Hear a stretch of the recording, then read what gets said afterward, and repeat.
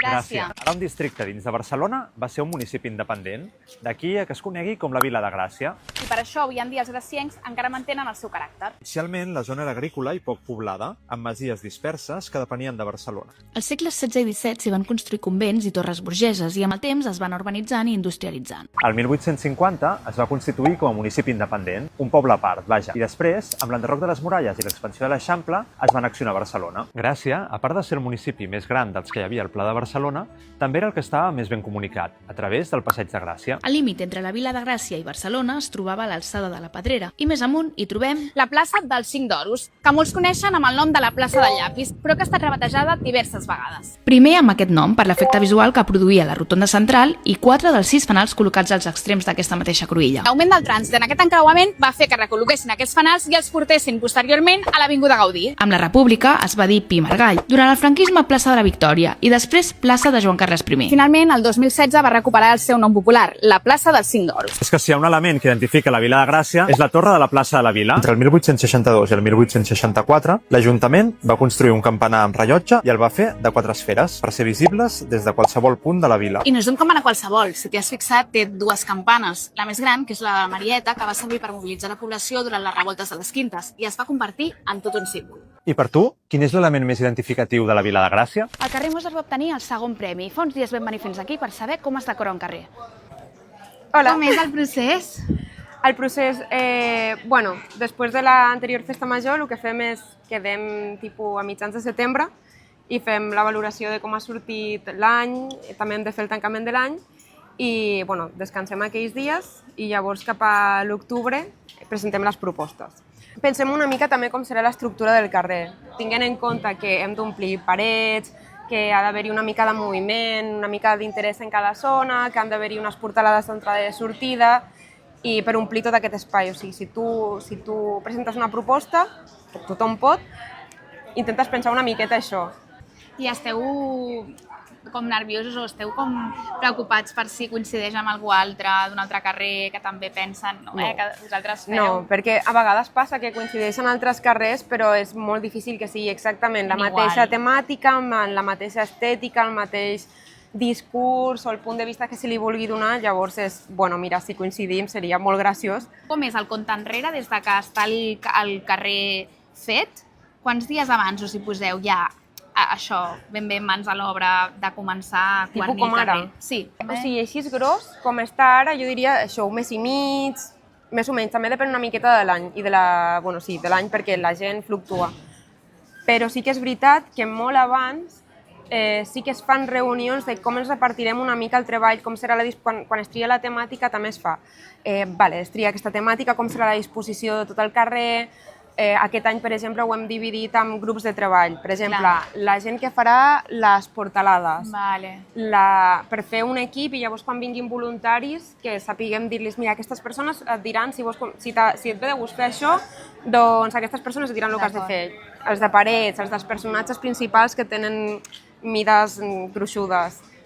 I fem això. Si aneu distribuint en grups, no? Totes les feines. Aquest any vam decidir fer el conte de Sant Jordi, però li hem donat la volta, li hem donat un punt de vista empoderat i feminista i és Santa Jordina. Quan hem dividit els grups, abans d'això ja tenim com una línia, quan s'ha triat la temàtica ja es veu una línia gràfica, com han de ser els personatges, una mica la paleta de colors.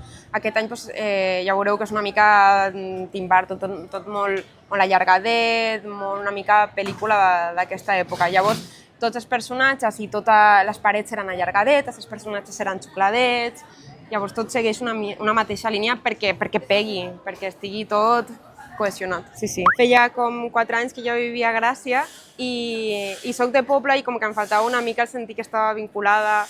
I ho havia parlat amb algunes amigues que no estan en alguna comissió però sí que fan coses socials i bueno, ja portava tot l'hivern pensant vull fer alguna cosa. I un dia vaig passar per aquest carrer d'aquí, per aquest d'aquí, que jo normalment faig així, i vaig passar i parlar amb el meu pare i bla, no sé què, i estava obert, i era hivern, que era tard, i es veia molt la llum i tal, i llegeixo carrer, comissió de festes, tal, no sé què, i dic, bueno, papa, ara et truco. I vaig entrar, hi havia 2 o 3 persones, i jo, hola, mira, que soc del barri, m'agradaria col·laborar, com es fa, no sé què, i em van dir, bueno, doncs tu vine quan vulguis, sempre hi ha molta feina per fer, si t'agraden fer manualitats i si no, pues faràs paper maché, que malo serà que no sepas hacerlo i ja aniràs aprenent. I jo, vale, i quan vinc? Pues tu quan puguis, quan vulguis, quan et vagi bé i ja. I llavors, pues, com que em queda de camí a la feina, pues, les tardes que ja no tenia res a fer, passava de tornada, estava obert i així.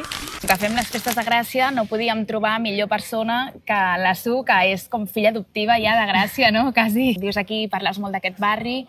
Què és per tu Gràcia? Com ho definiries? Gràcia, com bé has dit, és el barri que m'ha acollit perquè jo soc de Sant Gervasi, però ja com des de molt petita recordo que ens reuníem als locals de Fontana, que hi havia uns bucs d'assaig i ja com amb 13-14 anys començàvem a fer música allà amb els meus amics i és un barri que realment sí, m'ha obert les portes i jo ja em sento més gracienca que Sant Gervasienca, la veritat. Tant de bo parlo del carrer Escorial, que és un carrer que no sembla que sigui molt maco, però com és molt significatiu per mi, també jo penso que per molt que no digui coses de Gràcia en concret, hi ha aquesta aura molt de reunir-se per tocar, que és el que crec que jo intento transmetre, no? D'estar amb la guitarra tot el dia a sobre, i que és el que fèiem quan érem adolescents. Aquí ens reuníem a Plaça del Sol, que ara ja no ho fan tant, però amb la guitarra, tothom en cercle, desconeguts, i compartir música, que és el que més m'agrada fer. Em fa molta il·lusió festes de Gràcia, em fa molta il·lusió veure com són festes autogestionades per la majoria dels carrers i amb una implicació veïnal molt grossa, no? Llavors crec que és un barri que jo el sento com si fos una petita ciutat dins de la voràgine que és Barcelona, però d'aquí 10 anys jo no sé si això podrà existir perquè és una festa que fan les veïnes i si les veïnes no podem viure aquí,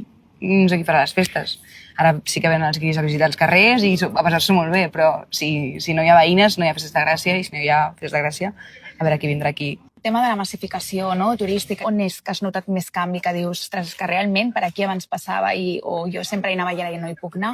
És que a qualsevol bar, en realitat, o sigui, que costa com trobar alguns bars d'aquests nous que obren ara que parlin en català, que això fa molta vergonya, jo penso. O que la carta estigui només en anglès i en castellà, que dius, però a quin barri estem, no? I a mi això em fa molta vergonya i a vegades m'arribo a queixar com de dir, home, la carta en català no la teniu, no, és que estem a Gràcia, no? I això fa molta pena, ens estem carregant la nostra llengua.